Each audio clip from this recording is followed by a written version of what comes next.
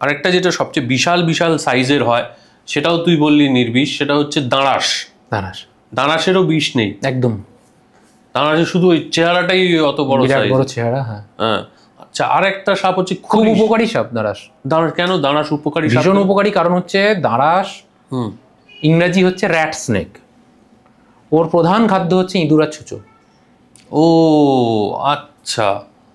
আমরা যদি পরিসংখ্যান দেখি, এক জোড়া ইঁদুর থেকে বছরে কিন্তু 36,000 পর্যন্ত ইঁদুর হয়ে যেতে পারে।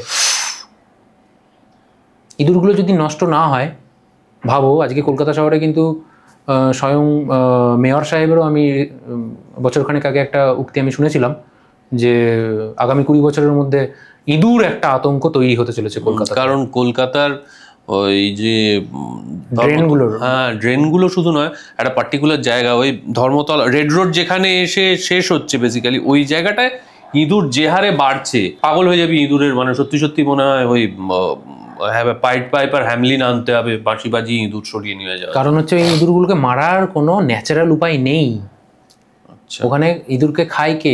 বেসিক্যালি সাপ খাবে, পেঁচা খাবে, তো স্বাভাবিক বাস্তুতন্ত্র তো নেই ধর্মতলায়, ঠিক আছে? তো ওই কারণে ওদেরকে মারার আর কোনো কিছু নেই, যে কারণে ওরা কিন্তু ব্যাপকভাবে বেড়ে যাচ্ছে। এবং এটা একসময় সত্যি কলকাতার জন্য একটা আতঙ্কের পরিস্থিতি তৈরি হবে একসময়।